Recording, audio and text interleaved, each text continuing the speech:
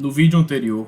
o qual versou sobre os simbolismos da mulher e da lança, foi dito como a figura da lança, em seu caráter dual e ao representar o eixo, é ao mesmo tempo a causa de ruína e de cura para o rei da corte do Graal, Anfortas. Porém, esse personagem régio possui outro significado profundo e importantíssimo para a tradição do Santo Graal, cujas raízes são traçadas das fontes cristãs e celtas. Tal símbolo é o do rei pescador, e para melhor compreendê-lo, devem antes ser assistidos os vídeos de Caim e Abel, do Santo Graal, do Imperador Adormecido e da Lança e a Mulher, que estarão na descrição. No Parsifal de Wolfram, Anfortas, o rei do reino do Santo Graal, é descrito trajando uma vestimenta que nenhum outro soberano da Terra teria condições de possuir uma igual, além de o forro de sua coroa ser composto de penas de pavão, ornamentos esses que denotam a natureza extramundana e espiritual do reino do Graal, o qual possui como significado centro mesmo.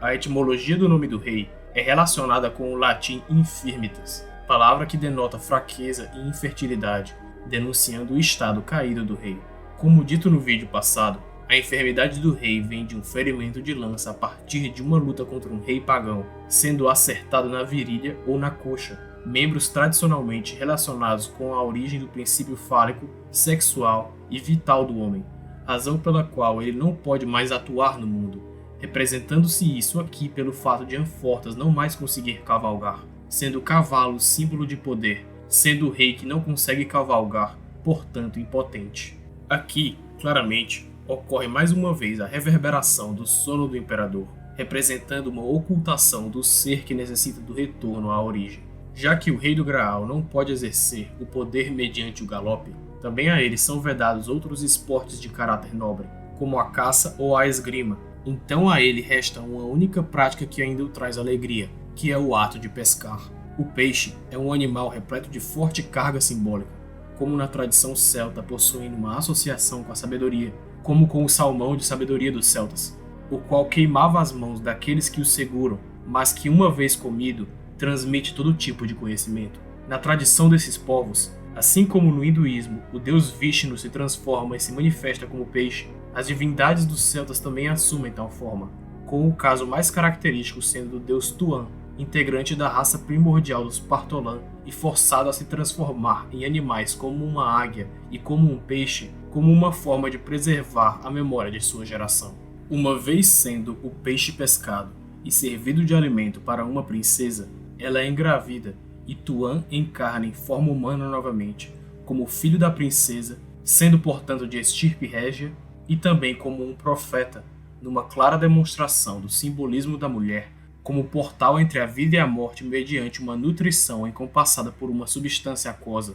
como explicado no último vídeo. Júlio Zévola, assim, diz que o rei pescador possivelmente tem alguma relação com a figura de Tuan, pelo fato de essa ser uma renovação do legado de uma raça primordial, da mesma forma que Anfortas é neto de Titurel, o fundador do reino do Graal, e também pelo fato de a memória guardada pelo rei ser concebida como um mistério envolvendo a nutrição, o que se confunde com o próprio Graal. O ato de pescar, dessa forma, é nada menos do que uma busca ainda ativa não só pelo conhecimento e pela sabedoria, mas uma vez reconhecida pelo próprio rei a sua impotência e dor, ele atira seu anzol dourado em busca de um herói para substituí-lo, sendo ele um pescador de homens e, portanto, um rei pescador. O paralelo cristão é aqui absolutamente claro, já que aquele que manifesta a figura de Pontifex no cristianismo, ou seja, São Pedro, além de ter originalmente a profissão de pescador, se torna, em virtude de ser o primeiro apóstolo a glorificar Jesus como Messias e Deus, um pescador de homens e de almas para a barca que é a Igreja.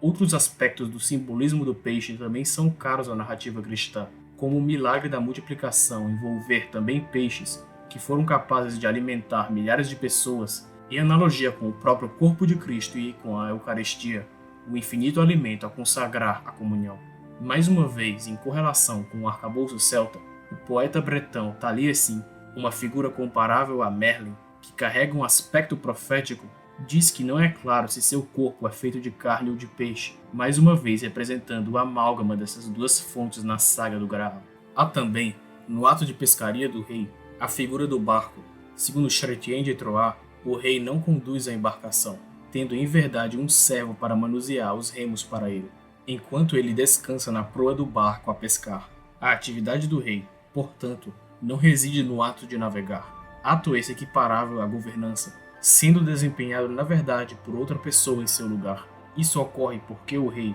tendo feridos o que simboliza o seu exercício da ação no mundo, ou seja, suas pernas e seus pés, resta a ele apenas a cabeça, a intuição, e sua atividade se resume a buscar novamente pela completude corpórea. O tema do barco com o governo delegado, ou mesmo ingovernável, aparece nos temas do Graal com a relação com o barco do rei bíblico Salomão. O rei Salomão, filho e sucessor do rei Davi, monarca da tribo de Judá, tem sua estirpe conectada, para além de com o próprio Jesus Cristo pela linha materna, também com a dinastia do Graal e de Preste João por meio de Firefis, o meio-irmão de Percival. O rei Salomão também é o ancestral do cavaleiro Galahad, no ciclo pós-Vulgata, um outro integrante da cavalaria espiritual da Távola Redonda, que também se tornaria o rei do Graal. O barco de Salomão teria sido construído por ele próprio e ornado por sua esposa, pondo eles dois na embarcação os seguintes objetos: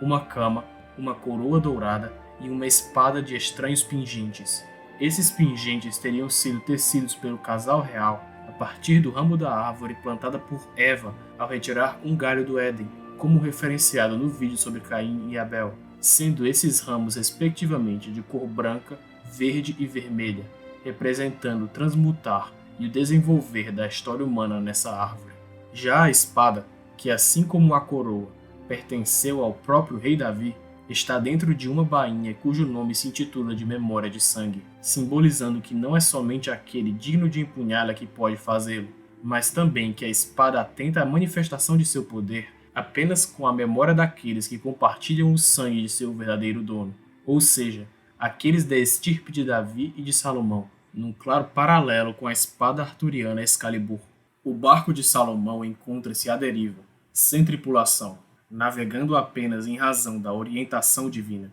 representando ele a tradição oculta, mas disponível a esperar pelo escolhido, pelo herói, que a possa restaurar. Esse herói é justamente Galahad, filho de Lancelot e descendente do rei Salomão. Lancelot, pai do herói, tem um certo paralelo com o pai de Percival, Gamuret, sendo identificado como o melhor cavaleiro do mundo. Porém, há uma observação quanto à qualidade da cavalaria de Lancelot, uma vez que ele é apenas o melhor da cavalaria mundana, sendo contudo pior quando se trata da ordem da cavalaria espiritual, justamente em razão de ser o amante adulterino da rainha Guinevere, que não é a mãe de Galahad. Já Galahad, em analogia ao Siegfried da Canção dos Nibelungos, é em si um herói perfeito, que não comete falhas ou erros e não passa por um desenvolvimento em sua jornada, representando, ainda mais pelo fato de ser casto, o ideal mais puro da cavalaria, em razão de ele ser um personagem que aparece apenas em manuscritos tardios,